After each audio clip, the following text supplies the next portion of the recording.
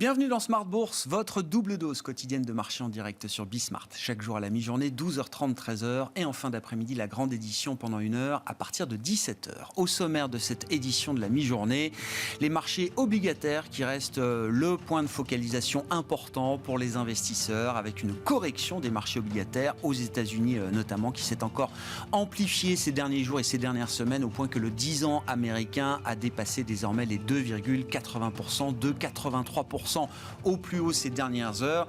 Un 10 ans américain qui approche désormais donc la barre symbolique des 3%, une barre qui avait été franchie, il faut s'en souvenir, pour la dernière fois en 2018.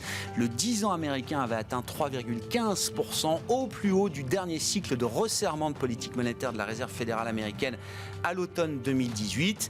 3,15% qui avait été donc le sommet de ce cycle de resserrement avant, il faut s'en souvenir, un virage, un U-turn majeur de la Réserve fédérale américaine en fin d'année 2018, début d'année 2019. Dans ce contexte, le marché sera évidemment très attentif à la publication de la dernière donnée d'inflation aux États-Unis pour le mois de mars. Le chiffre sera publié en début d'après-midi.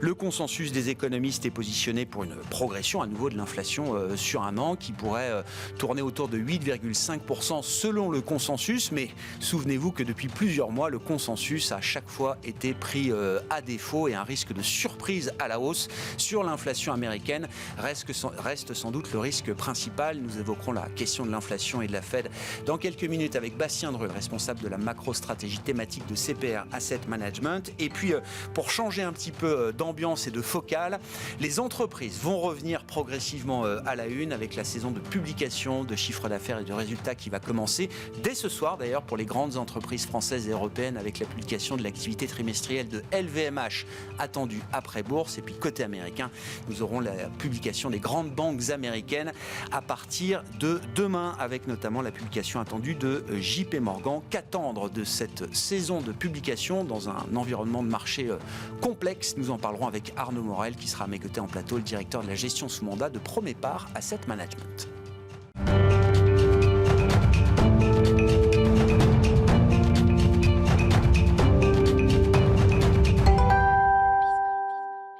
Une séance encore volatile avec des marchés européens dans le rouge à mi-séance. Toutes les infos clés du jour, c'est avec Alix Nguyen. Du rouge à Paris alors que se profile la publication des chiffres de l'inflation de mars aux États-Unis. Le marché fait les frais de tension sur les marchés de taux. Hier soir, à New York, le Dow Jones et le S&P 500 ont reculé de plus d'1%. Le Nasdaq a quant à lui abandonné plus de 2%. On relève que le rendement de l'emprunt américain à 10 ans s'est installé au-dessus de 2,8% au plus haut depuis 2018. Du côté de la Banque centrale américaine, plusieurs personnalités se sont exprimées.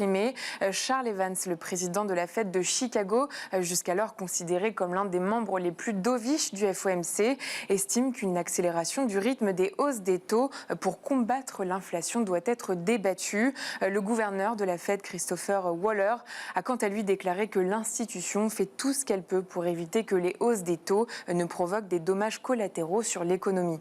Dans ce contexte, comme autre frein, on retrouve le rebond des cours du pétrole, lui-même sous l'effet d'informations selon lesquelles la Chine aurait décidé d'assouplir les conditions du confinement appliquées à la ville de Shanghai. En attendant la publication à 14h30 de l'indice des prix à la consommation américain, on apprend que l'Allemagne connaît une nouvelle fois un record d'inflation. En mars 2022, l'indice des prix à la consommation s'est trouvé 7,3% plus élevé qu'il y a un an, soit un record depuis 30 ans lié à l'explosion des prix énergétiques et de certains produits alimentaires. Sur le plan des valeurs, enfin, Deutsche Bank et Commerzbank reculent après la cession par un investisseur de participation représentant plus de 5% du capital des deux banques allemandes. Et puis à Paris, Société Générale efface une large partie de ses gains d'hier. Tendance, mon ami, c'est chaque jour à 12h30 et 17h avec Alix Nguyen dans Smart Bourse sur Bismart.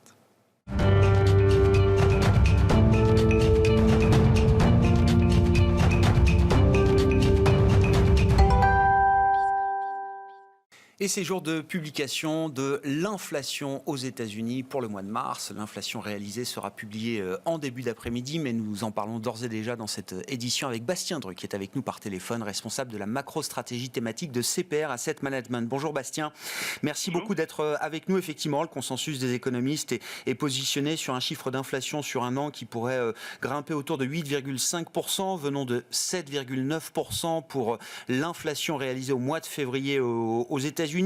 Derrière ce chiffre, qu'est-ce qu'il faut comprendre, Bastien? Et est-ce que le risque principal reste encore un risque de surprise à la hausse par rapport à cette attente de marché?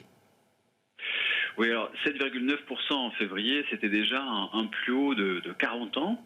Je pense que c'est important de le rappeler. Et il est quand même assez probable aujourd'hui que l'inflation, elle monte bien au-dessus des 8,5 qui sont attendus par le consensus. On peut envisager 9% d'inflation aujourd'hui pour le mois de mars. C'est évidemment lié à la flambée des prix de l'essence dans le sillage de la guerre en Ukraine. Si on compte rien que l'essence, ça peut ajouter 7 à 8 dixièmes d'inflation en glissement annuel. Ensuite, on a une inflation qui peut être aussi également poussée par les prix de l'alimentation. On a vu que l'indice des prix des denrées alimentaires de la FAO avait pris 13% rien que sur le mois de mars. Et donc, ça peut évidemment tirer l'inflation américaine fortement à la hausse. Pour rappel, l'alimentation, c'est quand même à peu près 13% du panier CPI est considéré par le BLS. Donc, avec une augmentation des prix des denrées alimentaires, ça pourrait évidemment jouer fortement à la hausse sur l'inflation. Et puis de façon un peu plus structurelle, il y a aussi la hausse des loyers qui continue à rentrer dans l'indice CPI avec un peu de retard et qui va contribuer à une hausse des prix.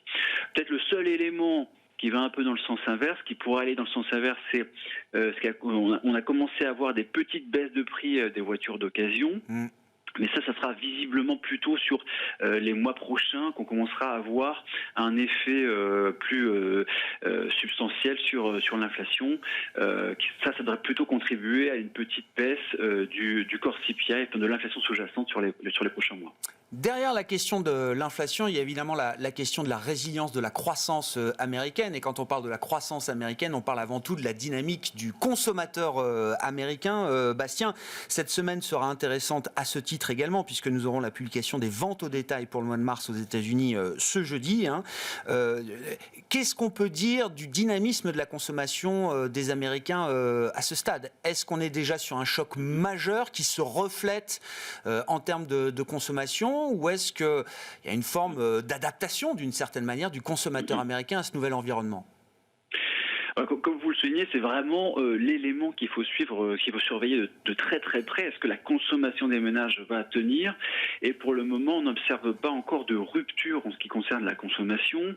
Si on regarde par exemple les réservations dans les restaurants ou le nombre de vols domestiques, on a plutôt eu une tendance à l'augmentation sur les dernières semaines.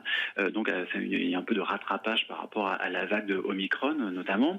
Et si on regarde les chiffres de vente au détail, cette fois-ci hebdomadaires, qui sont publiés par le bureau du recensement, quand on regarde les ventes hors station-service, on a l'impression qu'elles continuent à vraiment bien tenir le choc pour le moment. Donc au final, on ne voit pas de décrochage significatif de la consommation. Le bémol ici, c'est que on parle de quantité nominale et que c'est la consommation réelle, c'est-à-dire la consommation après la prise en compte de l'inflation, qu'il faut également suivre et qui est cette fois-ci bien moins spectaculaire que ce qu'on a pu voir sur 2020 et sur 2021. Et un autre point d'attention aussi, c'est qu'on a vu sur les dernières semaines une très forte accélération de l'endettement, notamment via les crédits à la consommation. Et là, ça peut être le signal que certains ménages ont déjà épuisé l'excès d'épargne qui a été constitué pendant la crise Covid et commencent à devoir emprunter pour pouvoir suivre la dynamique de hausse des prix. Et encore une fois, c'est l'un des éléments qu'il va falloir vraiment surveiller de très près sur les mois à venir. Quelle est pour vous la variable clé qui pourrait impacter peut-être plus durement la consommation des Américains, Bastien? Est-ce que c'est la durée de l'inflation au niveau auquel on la connaît aujourd'hui? Est-ce que c'est l'idée qu'on pourrait avoir demain des chiffres à 2 chiffres justement en termes d'inflation qui pourraient marquer une rupture à un moment? Alors, je dirais qu'il y a deux choses. Il y a la première chose, c'est est-ce que les prix de l'essence vont rester aussi élevés, parce que là, ils sont à un niveau historiquement élevé aux États-Unis. Est-ce qu'ils vont rester à ce niveau-là, voire continuer à progresser, ou plutôt repartir à la baisse?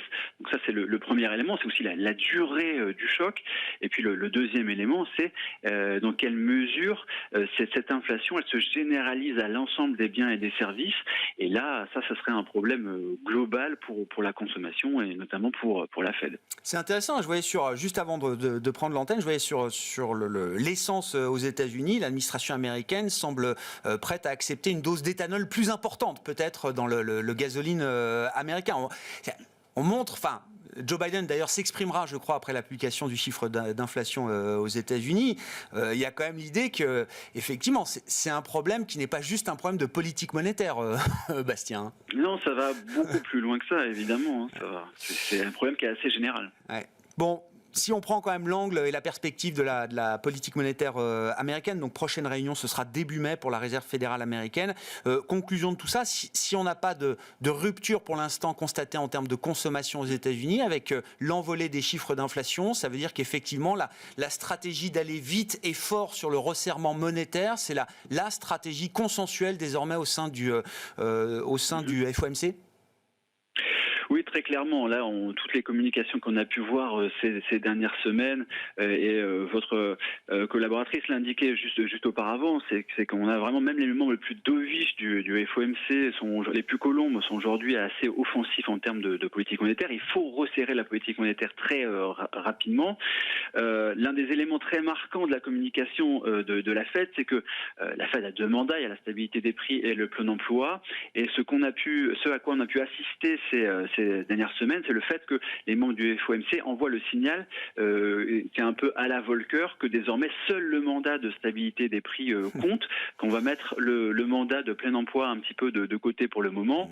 Et ça, c'est vraiment quelque chose qui a été assez net, notamment dans le discours de Lael Brainard, la vice-présidente du board la semaine dernière. Elle indiquait, donc elle reprenait dans son intervention, elle commençait par une citation de Paul Volcker. Puis après, quand on sait que c'est la membre la plus dovish du FOMC, c'est quand même assez parlant, et voilà, ça veut dire beaucoup de choses. Et puis après, ce qui est important cette fois-ci pour les marchés, c'est que dans son intervention de la semaine dernière, Lael Brainard avait été assez offensive, notamment en ce qui concernait la réduction du bilan de la Fed, indiquait que cette réduction du bilan de la Fed devait être très agressive, devait aller plus vite, et puis aller avec des montants qui seraient aussi plus importants. Et ça a amené un choc de taux réel. Et depuis le début du mois de mars, on a le taux réel 10 ans américain qui a pris quasiment 90 points de base. Donc c'est quand même quelque chose qui est assez conséquent. On commence à avoir quelque chose qui ressemble à l'épisode de Taper Tantrum de 2013, à la différence près que en 2013, les points morts d'inflation avaient plutôt baissé. Et là, on a plutôt des points morts d'inflation, c'est-à-dire des anticipations d'inflation de marché qui ont continué à progresser, donc ce qui veut dire que la Fed doit continuer dans sa communication agressive. Puis évidemment, ça a des conséquences sur les marchés actions. Ce qu'on a bien vu avec les deux moments cette année où on a eu de l'information sur la réduction du bilan de la Fed, c'est-à-dire début janvier avec les minutes du FOMC, et puis la semaine dernière avec l'intervention de Lael Brainard, ces deux moments-là ont coïncidé avec je disais tout à l'heure, une forte hausse des taux réels, mais aussi un vrai choc sur les valeurs de croissance, sur le Nasdaq, alors qu'on a des secteurs value qui ont été relativement épargnés lors de ces deux moments de communication sur le bilan de la Fed. Oui, ce qui est très important que vous soulignez, Bastien, c'est le discours de plus en plus agressif de la Réserve fédérale américaine, y compris chez les membres les plus dovish, vient s'ajouter à un resserrement des conditions financières, comme on dit, qui est déjà spectaculaire, entre le raffermissement du dollar, l'écartement des spreads, la hausse des taux réels. Tout ça correspond déjà à peut-être plusieurs hausses de taux effectives de la Réserve fédérale américaine, d'une certaine manière, en équivalence en tout cas. Oui, de toute façon, la Fed, ça fait plusieurs mois, les membres du FOMC, ça fait quand même plusieurs mois qu'ils installent un discours quand même qui est assez agressif sur les choses qu'ils vont faire. Et maintenant, on est un peu arrivé à l'étape où la Fed doit délivrer, doit finalement remonter les taux directeurs de façon aussi importante que ce qu'elle a déjà communiqué. Et rien que le fait qu'elle l'ait communiqué, effectivement, ça a déjà amené à un durcissement des conditions financières qui est déjà substantiel. On le voit, par exemple, sur le taux 30 ans, le taux de crédit immobilier 30 ans, elle est en train de revenir vers 5%. Ça, c'est quand même en large part lié à la communication de la Fed. Est-ce qu'à la fin de la journée, il faut accepter l'idée d'une récession prochaine aux États-Unis, Bastien ? Est-ce que c'est inévitable ? Est-ce que c'est même un passage obligé ? Quand bien même on n'aime jamais appeler une récession de ses voeux, ou est-ce que c'est encore, une situation qui est encore, une ornière qui est encore évitable ? Je pense que c'est quelque chose qui peut être évité, et notamment l'une des grandes différences avec les cycles précédents, c'est que là on vient de vivre les 2 années de crise Covid où la situation bilancielle des ménages et des entreprises s'est très fortement améliorée. Alors évidemment, il y a des histoires d'inégalités de patrimoine qui se sont accrues pendant la crise, ça c'est clair, mais le patrimoine des ménages, même les plus défavorisés aux États-Unis, a progressé de façon assez nette, ce qui leur permet pour l'instant d'aborder ce durcissement des conditions de façon peut-être un peu plus facile que sur les cycles précédents. Merci beaucoup Bastien, merci pour votre éclairage, et donc l'inflation américaine à suivre en début d'après-midi. Nous y reviendrons bien sûr largement ce soir dans l'émission à 17h. Bastien Dreux qui est avec nous par téléphone, responsable de la macro-stratégie thématique de CPR Asset Management.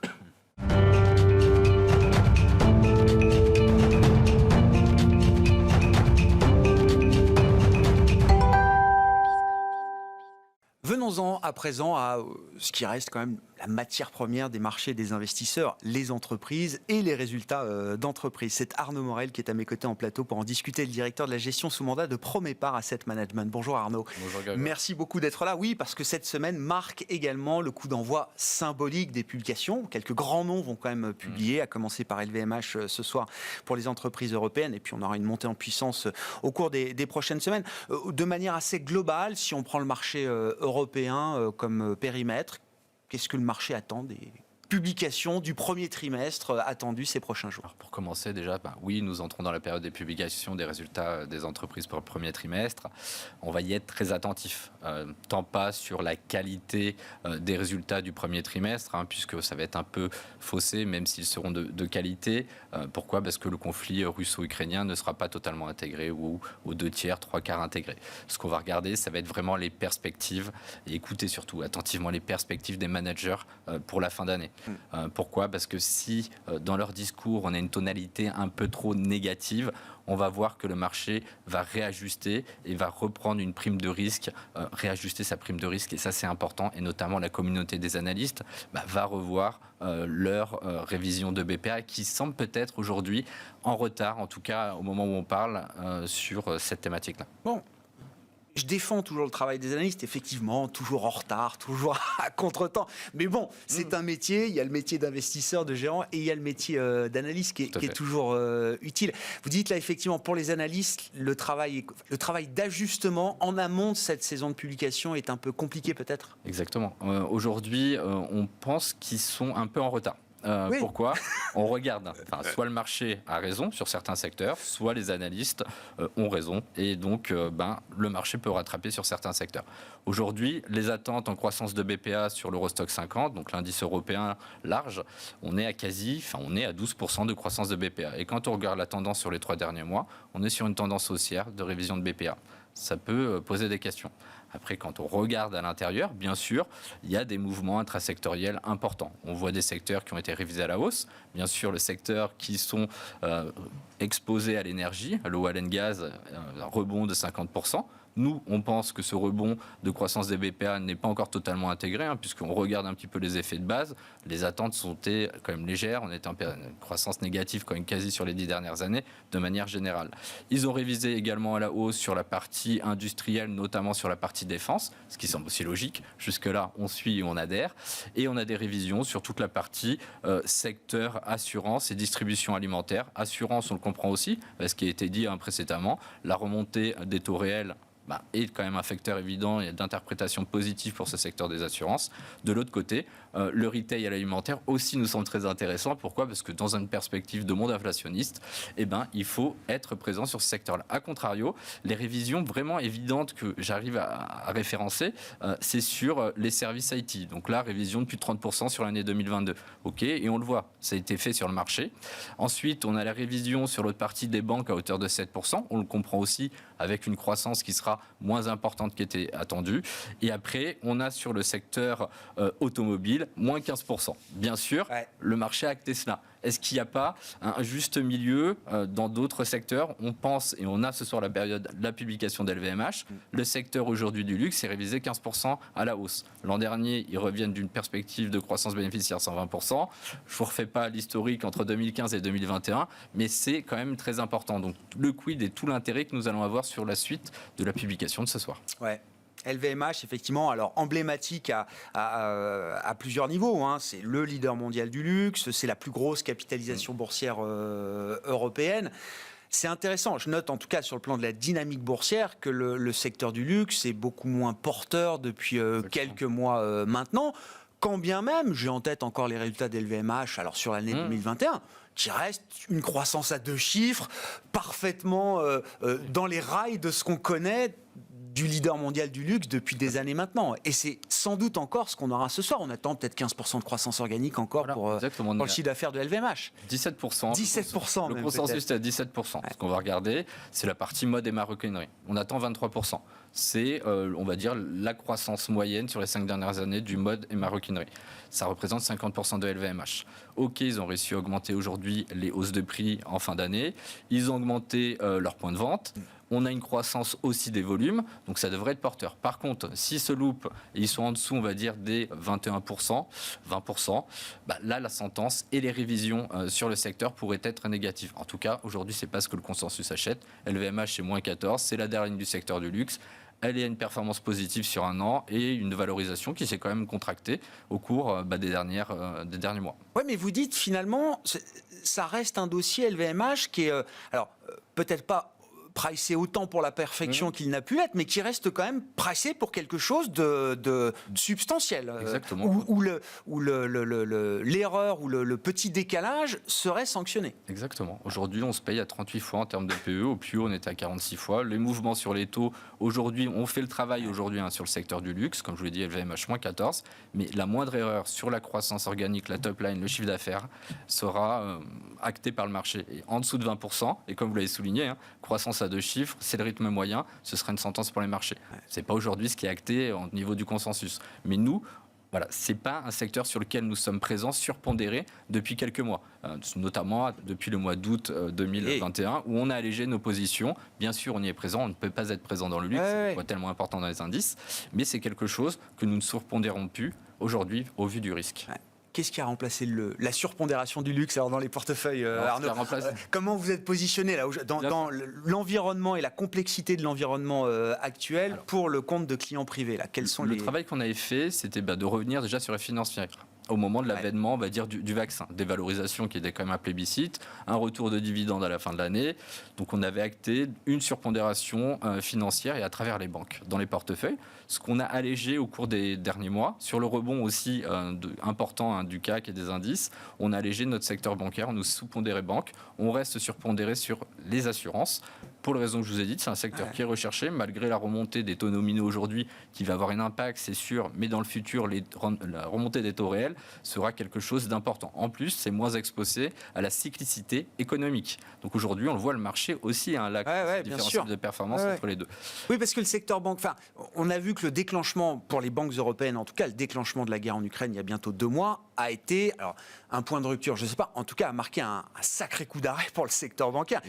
SocGen étant peut-être la plus exposée, a vu son cours de bourse divisé par 2 quasiment depuis ce moment-là. Exactement. Et on le voit dans le rebond, en termes de relatif, quand on regarde relatif par l'indice Eurostock 50, on voit que ça ne surperforme pas d'autres secteurs qui rebondissent beaucoup plus aisément, comme l'énergie aussi qui continue à rebondir, les utilities qui ont fait un rebond intéressant, la santé qui a un plus haut historique, qui était quand même un secteur qui a dérété pendant 15 ans.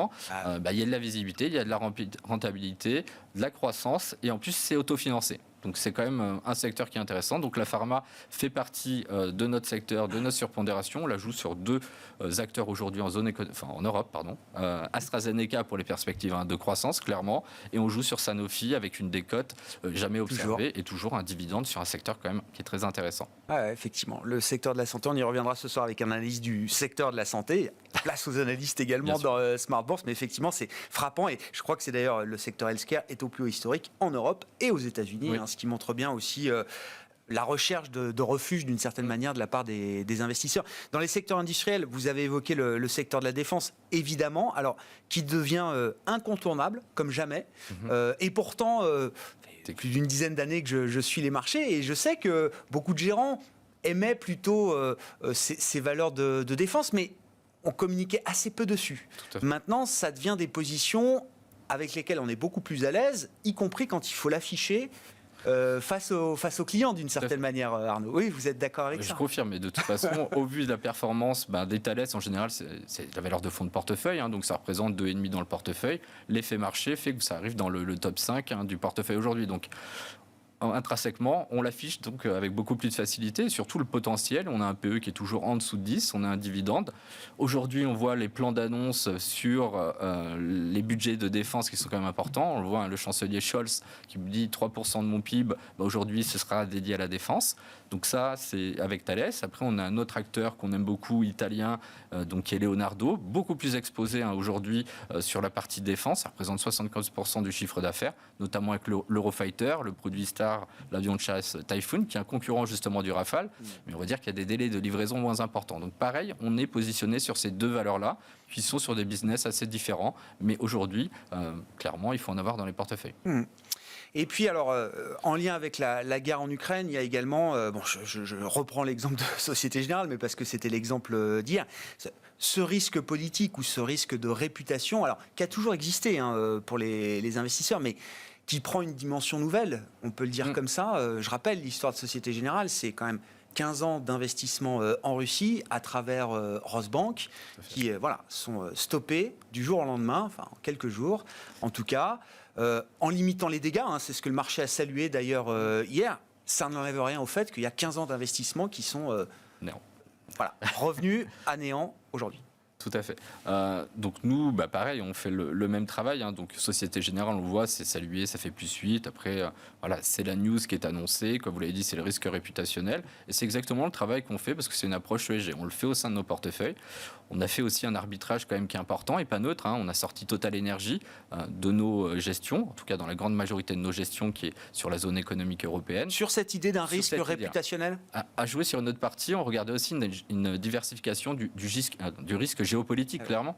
Aujourd'hui, on le déplace. Donc là, on va sur un acteur, Repsol, qui est positionné sur l'Amérique latine, donc qui a été aussi décrié pendant des années. Donc on diversifie, donc on joue toujours sur la partie, on a voulu remonter aussi notre exposition au gaz. On est déjà détenteur de Shell, on fait le binôme avec une société comme Repsol et on sort Total aujourd'hui. Et on le voit, le marché, c'est ce qui aussi, il achète au même titre que ce qu'il a fait sur les banques, comme Société Générale qui a dévissé par 2. Merci beaucoup Arnaud, merci d'être venu évoquer donc, les fondamentaux des entreprises au démarrage de cette saison de publication. Je vous rappelle que ce soir nous aurons la publication de l'activité trimestrielle de LVMH pour ce début d'année 2022. Arnaud Morel qui était avec nous, invité de cette édition de la mi-journée de Smart Bourse, directeur de la gestion sous mandat de Promépar Asset Management. Nous nous retrouvons ce soir évidemment en direct à 17h pour une nouvelle heure d'émission sur Bismart.